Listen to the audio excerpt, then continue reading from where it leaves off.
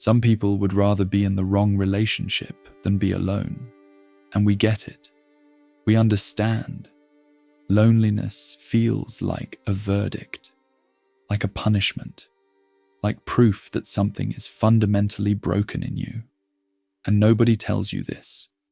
But the fear of being alone costs more than being alone ever could. It costs you relationships. It costs you dignity. It costs you years. And the cruelest part, the fear doesn't even protect you from loneliness. It just delivers you to a different kind of loneliness. The kind where you're surrounded by people and still feel like you're screaming into a void.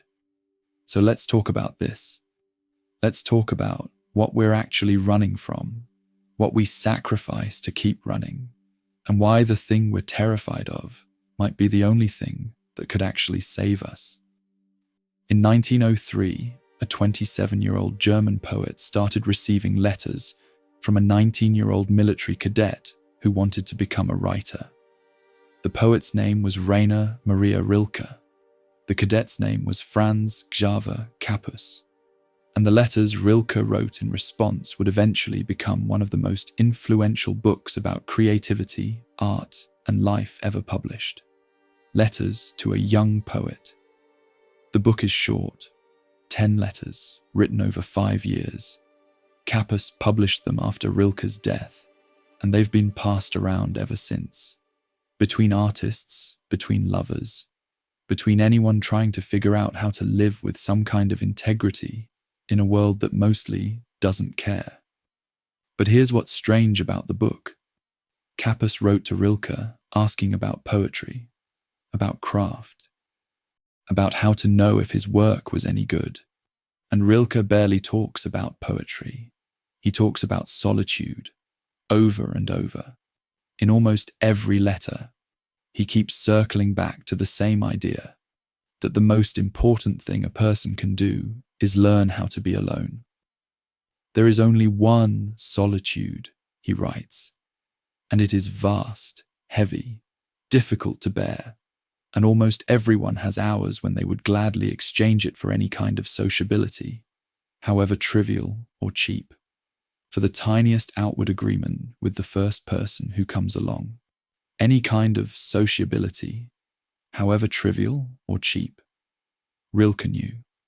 He knew what we all know but don't want to admit, that we will settle, that we will accept less, that we will trade depth for the illusion of connection, meaning for the comfort of noise, because the silence is too loud and the emptiness too vast. And he's not judging. He's not saying this from some enlightened mountaintop where he figured everything out. He struggled with it himself. The letters were written during one of the most difficult periods of his life. He was newly married, had a baby daughter, was broke, was questioning everything about his art and his direction. He was lonely too. He just understood that running from it wouldn't make it stop. Let's be honest about what loneliness actually is. It's not just being alone. You can be alone and feel perfectly fine. You can spend a weekend by yourself and feel more connected to life than you have in months. Solitude and loneliness are different animals entirely. One is a state, the other is a feeling, and they don't always travel together. Loneliness is the gap between the connection you have and the connection you need. It's a discrepancy, a mismatch. And that gap can exist whether you're single or married, whether you have 10 friends or 1,000 followers, whether your calendar is empty or completely full. Some of the loneliest people I've ever met were in relationships, long-term relationships, marriages. They were surrounded by people constantly.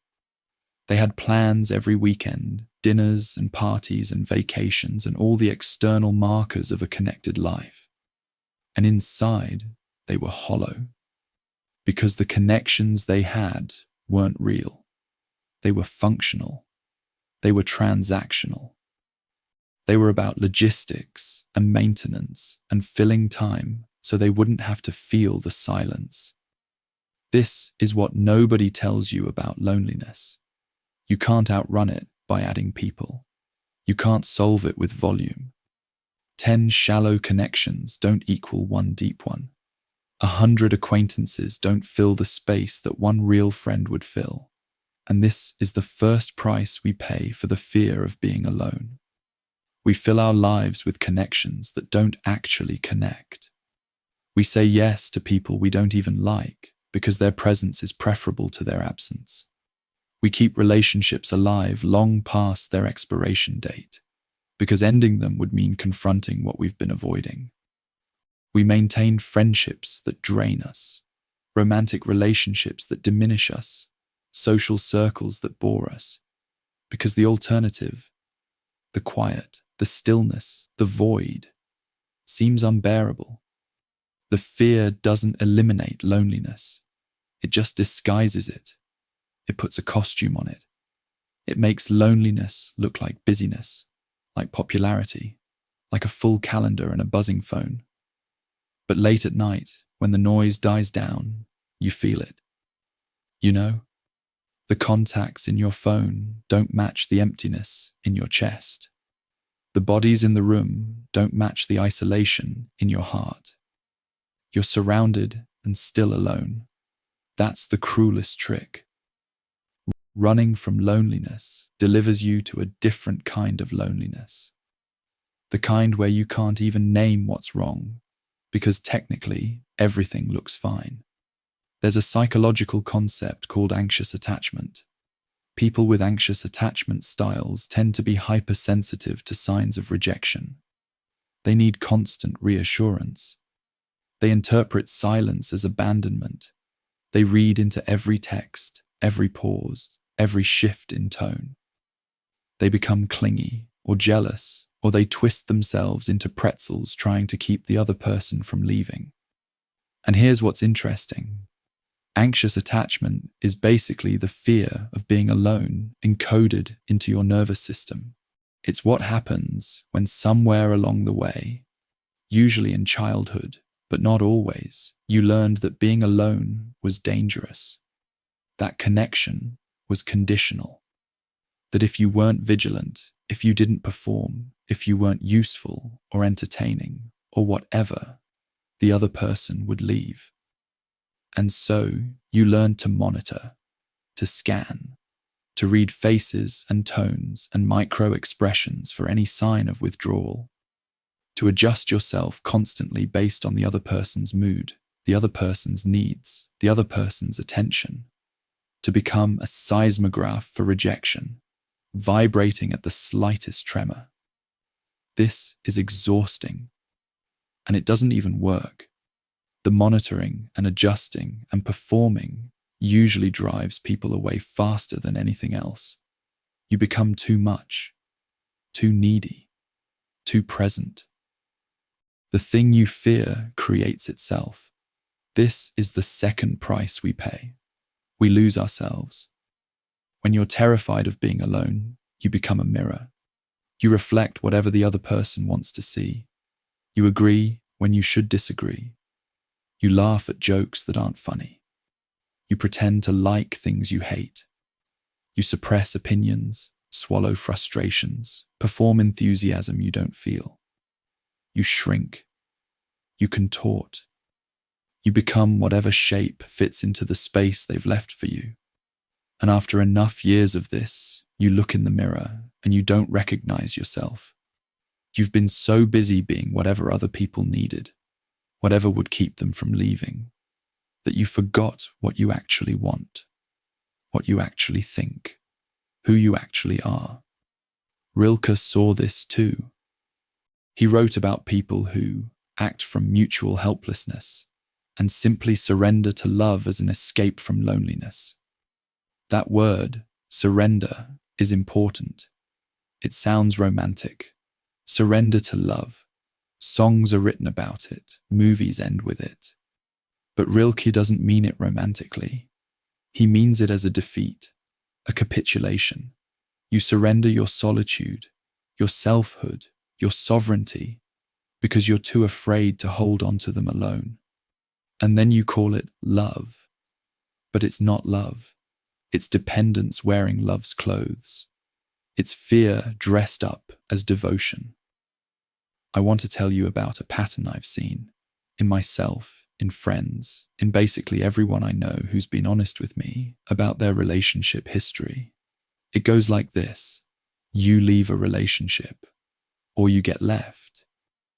Either way, you're alone now, and at first, it's terrible. The silence is deafening.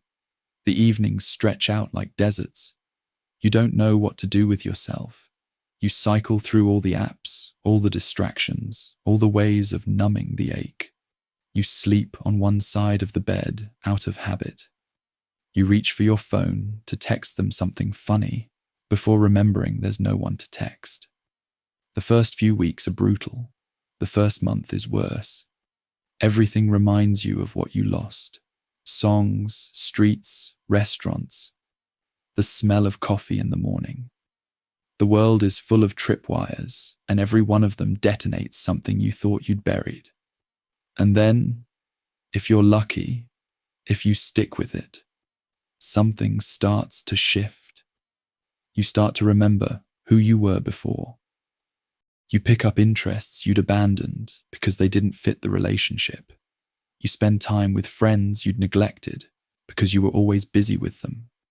You sleep diagonally across the bed because you can.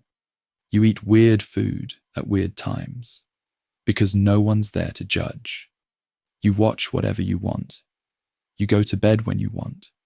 You start making decisions based on what you want, instead of what will keep the peace, what will avoid conflict, what will maintain the careful equilibrium of two people trying not to bump into each other's edges.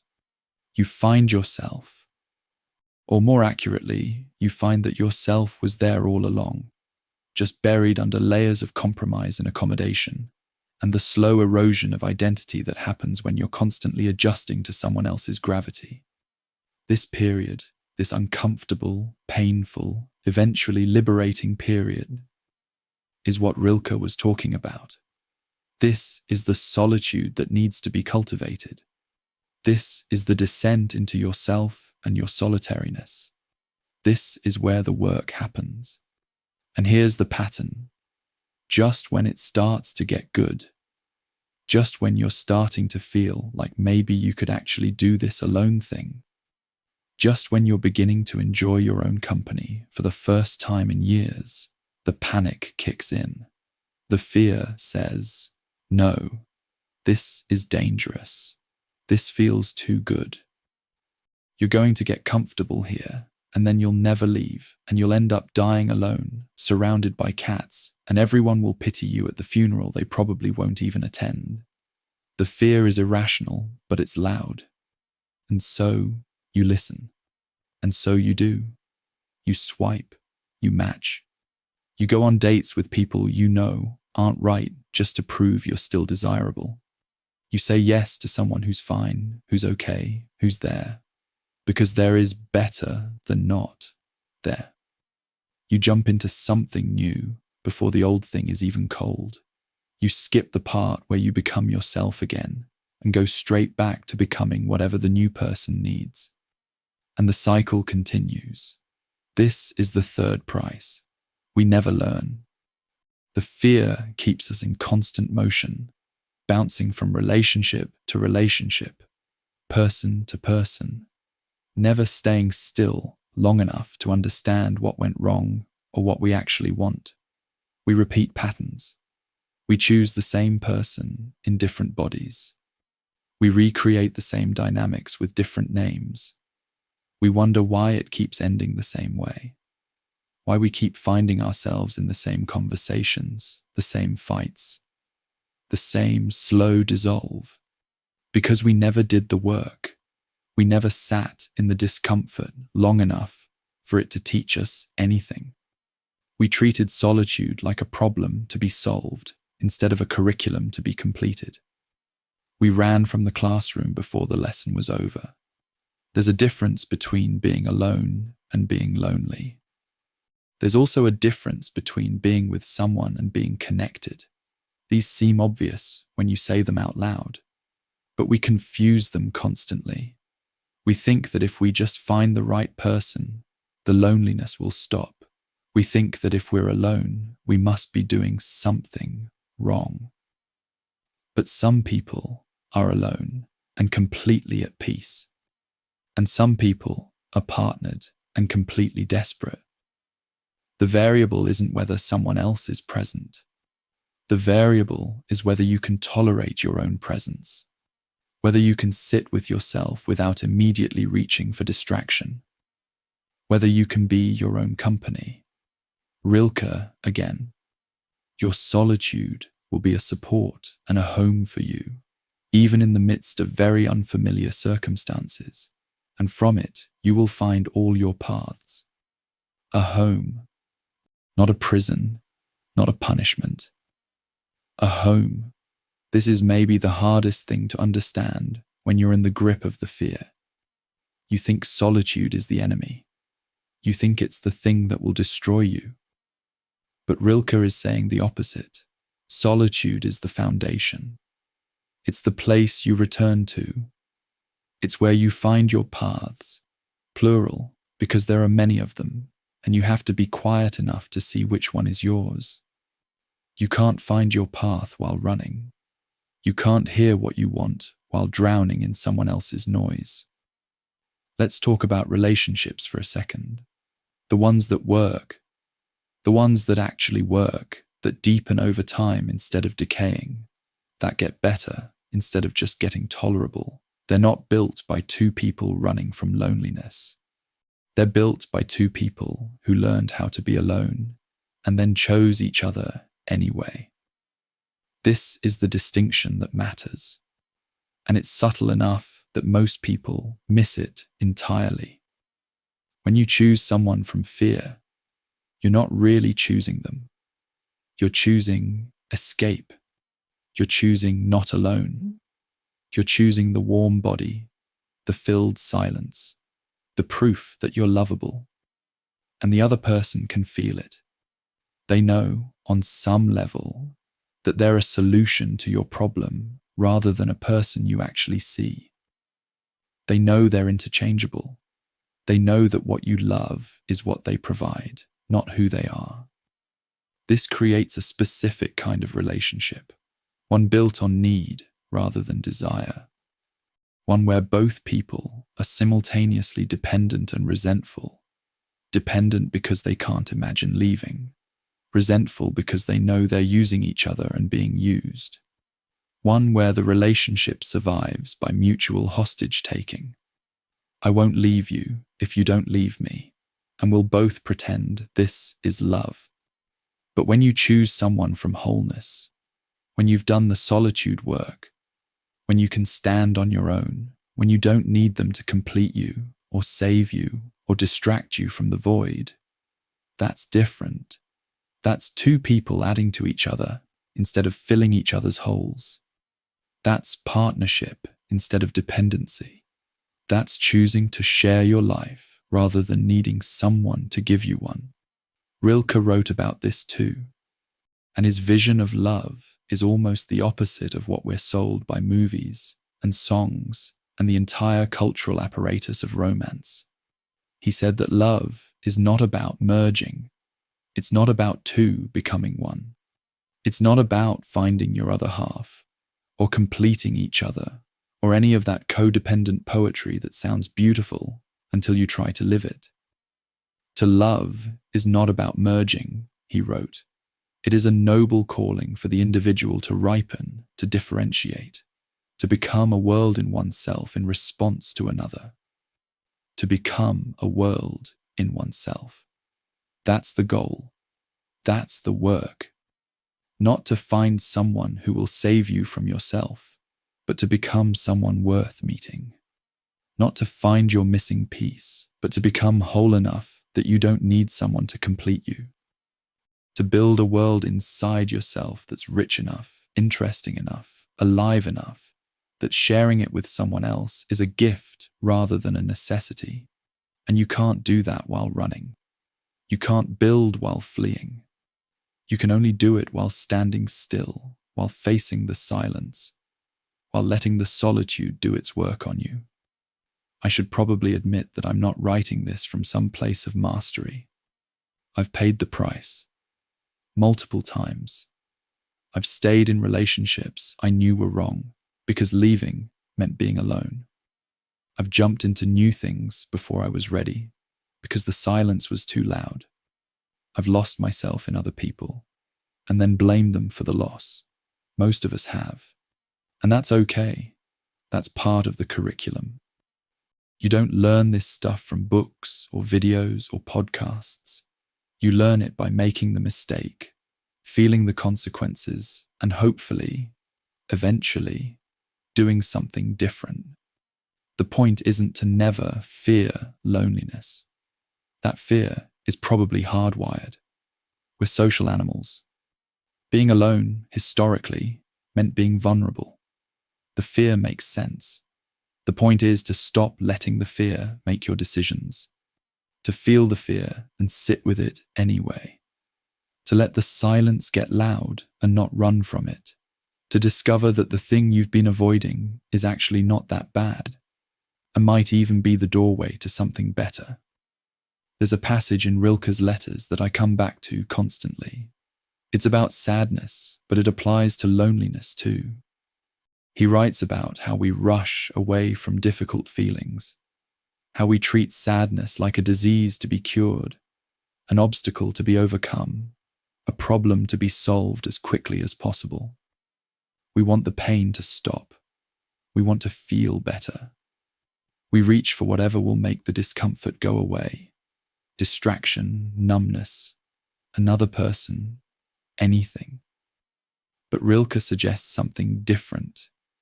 He suggests that the difficult feelings are carrying something, that they're not just obstacles, they're portals. They're trying to transform us, and we keep refusing the transformation because transformation is uncomfortable. The new thing in us, he writes, the added thing has entered into our heart, has gone into its inmost chamber and is not even there anymore, is already in our blood, and we do not learn what it was. We do not learn what it was because we ran before it could teach us. We escaped before it could do its work. Loneliness is like this. It's not just painful. It's informative. It tells you something about what you need, what you value, what's missing. It points at holes you didn't know you had. It asks questions you've been avoiding. And if you run from it before you understand it, you lose the message. You escape the discomfort, but miss the lesson. The people who build the best relationships, the deepest friendships, the most meaningful lives, they're not people who never felt lonely. They're not people who figured out how to never be alone. They're people who sat with it long enough to learn what it was trying to teach them. They let it work on them. They let it transform them. And what emerged was someone capable of real connection. Connection built on wholeness rather than need. So what does this look like practically? It's not about becoming a hermit. It's not about swearing off relationships or deciding that you're better off alone forever. That's just fear in a different costume. The fear of intimacy dressed up as self-sufficiency. I think it means catching yourself. Catching yourself when you're about to text someone you know isn't good for you just because it's 11 p.m. and you're alone and the walls are closing in. Catching yourself when you're about to say yes to plans you don't want because you're afraid of what the empty evening would feel like. Catching yourself when you're about to stay in something dead because leaving means facing the silence you've been avoiding for years. It means asking, am I choosing this? Or am I fleeing something? Am I saying yes to this person, this relationship, this situation because I actually want it? Or am I saying yes because the alternative terrifies me? Am I moving towards something or running from something? These are different motivations. They feel similar in the moment. Your hand reaches for the phone either way. Your mouth says yes either way. But they lead to different places. One leads to a life you chose. The other leads to a life that happened to you while you were busy avoiding the void. And if you're fleeing, okay, notice that. You don't have to be perfect. You don't have to white-knuckle your way through every lonely night like some kind of ascetic saint of solitude. Sometimes you'll reach for distraction. Sometimes you'll make the call you know you shouldn't make. Sometimes you'll swipe and match and go on the date just to feel something, just to not be alone, just to prove you're still capable of connection. That's human. That's fine. But the noticing matters. The awareness matters. Because once you see the pattern, you can't unsee it. Once you recognize the fear as fear, it loses some of its power. And eventually, gradually, the gap between seeing and doing starts to close. You catch yourself earlier. You pause before the text. You let the lonely evening be lonely. You discover that you can survive it, that you can more than survive it, that maybe, on the other side of it, there's something you've been looking for all along. Rilke died in 1926. He was only 51. Leukemia, they said, though the actual cause was more mysterious.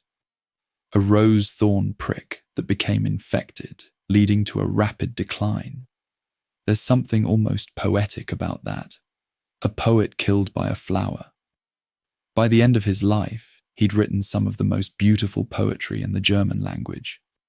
The Duino elegies, the sonnets to Orpheus, work that people still read a century later and find devastating. He'd travelled across Europe, lived in castles and cottages, loved and lost and loved again. He had a wife and a daughter he rarely saw, friendships that sustained him, affairs that consumed him. He figured some things out and failed to figure out others. And he spent enormous amounts of time alone. He sought it out. He needed it.